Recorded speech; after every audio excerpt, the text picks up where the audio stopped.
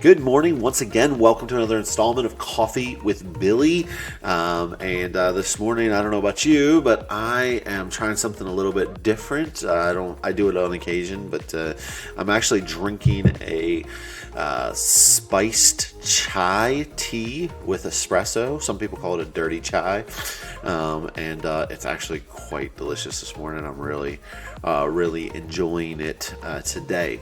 Right now on this Coffee with Billy, we're walking through the Sermon on the Mount in Matthew chapter 5 through 7, and we're about to hit the second beatitude. In fact, it's found in Matthew 5:4, and it says this: "Blessed are those who mourn, for they will be comforted." Remember, to say that something or someone is beati or blessed is literally means that they are happy or people to be congratulated. And when we say blessed are those who mourn, that sounds really weird, right? Like, happy are the unhappy, the ones in grief. That doesn't make any sense, does it? I mean, if you've ever mourned, and I mean really mourned something, you would never say there is anything happy about it at all. And if someone walked up to you in a time of mourning and said, the Bible says that you should be happy because blessed are those who mourn, you'd just want to hit them in the face, right? I mean, that's how you're going to feel. But Jesus isn't talking about mourning in general, such as the sorrow we feel when someone we know and love dies. See, the Bible actually even records a poignant scene when Jesus himself lost a dear friend, Lazarus. And when he lost Lazarus, he grieved as deeply as anyone. In fact, in that specific story over in John chapter 11, I think, there's a Greek word used to describe his grief that refers to the snorting of a horse.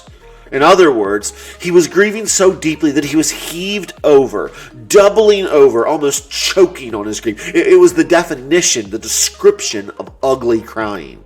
There was no happiness in that moment. But Jesus said, "Blessed are those who mourn." So what did Jesus mean? Once again, he's running deep here, okay? He's talking about the nature of true happiness, not the ups and downs of life in general. This isn't about circumstances. The kind of mourning that he's talking about is the kind that leads to comfort, to relief, to having something that is eating away at you resolved. And when he says congratulate those who mourn, he's talking about the kind of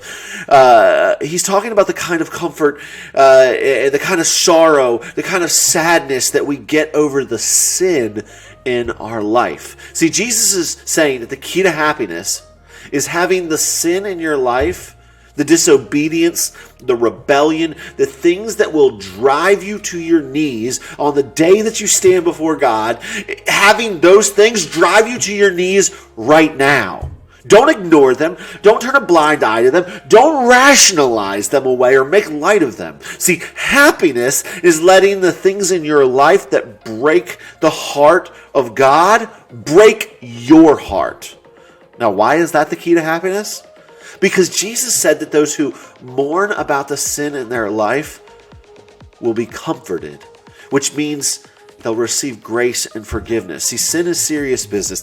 It destroys, it mutilates our lives. It divorces us from God and all things related to God. It infests us with guilt and shame. And if we don't address it as the cancer that it is, it will destroy our lives. But if we'll own it, if we'll mourn it, if we will bring it to God for confession and forgiveness, that's the kind of mourning that is good, because it's met with relief. Now, in the Bible, there's a guy named David who had more than his fair share of things to mourn about. And he described it in his own life this way in Psalm chapter 32. He said, "Blessed is he whose transgressions are forgiven, whose sins are covered. Blessed is the man whose sin the Lord does not count against him, and in whose spirit is no deceit. When I kept silent, my bones wasted away through my groaning all day long. For day and night your hand was heavy upon me. My strength was sapped as in the heat of summer. Then I confessed my sin to you, and did not cover up my iniquity. And I said, I will confess my transgressions to the Lord, and you forgave the guilt of my sin. Now that's mourning that leads to comfort. I once read of a psychologist who said something that kind of just stuck in the back of my head for a long time. He said that he could dismiss 90% of his patients tomorrow if they could only feel forgiven.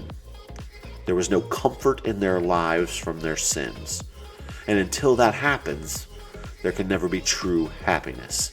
This is not just mourning over this personally, and the sin personally in our lives, but mourning it in the world. The sick, sin-stained world that we live in. Because only when our hearts break at such evil as injustice and human trafficking and racism and sexism will we seek the kind of change needed to end them. So in whatever way this needs to be applied, blessed are those who mourn. Congratulate them because they're getting it, and it results in comfort. I'll see you next time.